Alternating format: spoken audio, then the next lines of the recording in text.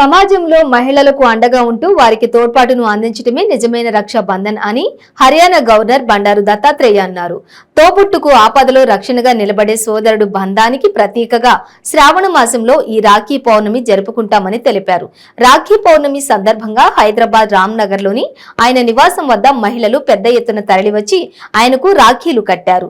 ఈ సందర్భంగా ఆయన మాట్లాడుతూ మహిళలు అన్ని రంగాలలో రాణించాలని ఆకాంక్షించారు. దురదృష్టవశాత్తు మహిళలపై అత్యాచారాలు, అఘాయిత్యాలు జరగడం బాధాకరమని ఆయన అన్నారు. మహిళలు వారు అనుకున్న లక్ష్యాలను చేరుకునేందుకు పురుషులు చేయూతను అందించాలని కోరారు.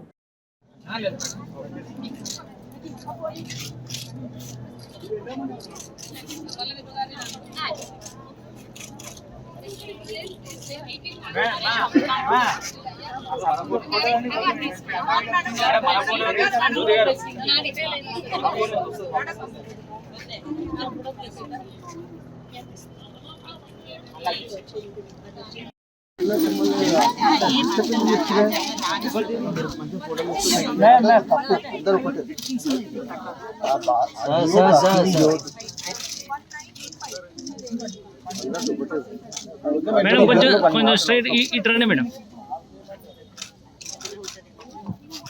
మేడం మేడం మేడం పట్టుకోండి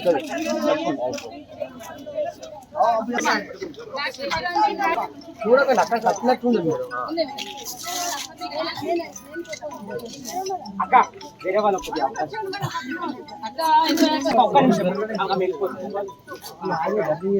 పంపించేసేయండి సార్, అక్కడి నుంచి పంపించండి.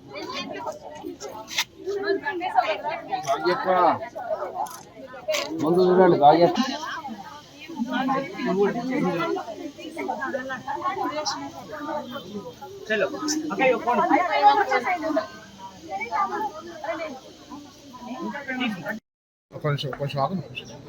ఇటు కట్టి అసలు వంట చేస్తుంటే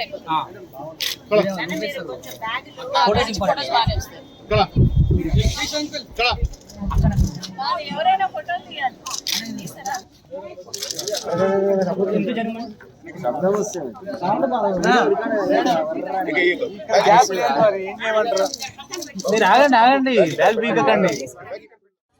రక్షాబంధన్ కార్యక్రమం రాఖీ పూర్ణిమ సందర్భంగా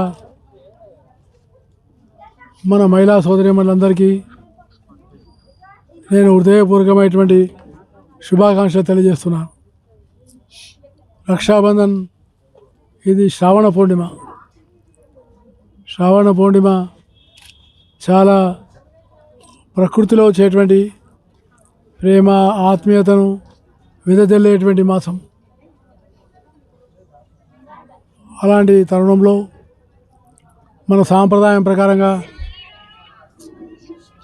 సోదరీమణి యొక్క జీవితాన్ని కాపాడటానికి సోదరుడు తోడ్పడి ఆమెకు అండగా ఉండాలనేటువంటి సందేశం ఏదైతుందో ఇది రక్షాబంధన్ యొక్క ఉన్నటువంటి సందేశం. అంటే మహిళలకు అండగా ఉండి మహిళలను రక్షించి వాళ్ళను ప్రోత్సహించి వాళ్ళని అభివృద్ధి పదంలోకి తీసుకురావడమే నిజమైనటువంటి రక్షాబంధన్ కార్యక్రమం. అందువల్ల మహిళలు ఒక పవిత్రమైన భావనతో వాళ్ళు మంచి ఆలోచనలతో సమాజంలో రాణిస్తున్నారు, ముందుకు వస్తున్నారు.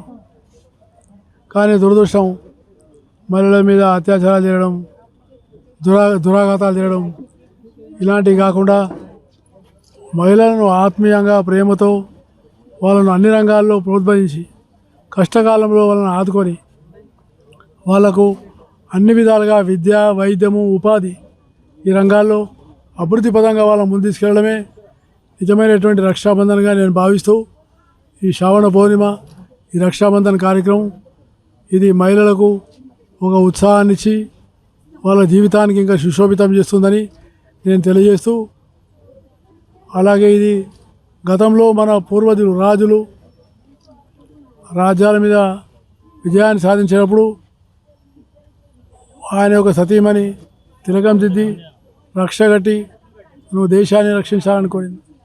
కాబట్టి ఈరోజు దేశాన్ని రక్షించాలి, ధర్మాన్ని రక్షించాలి. కాబట్టి మహిళలు అన్ని రంగాల్లో ముందుకెళ్ళి ఈ దేశాన్ని ధర్మాన్ని రక్షించేటువంటి ప్రధానమైనటువంటి పాత్ర పోషించాలని కూడా నేను ప్రార్థిస్తున్నాను.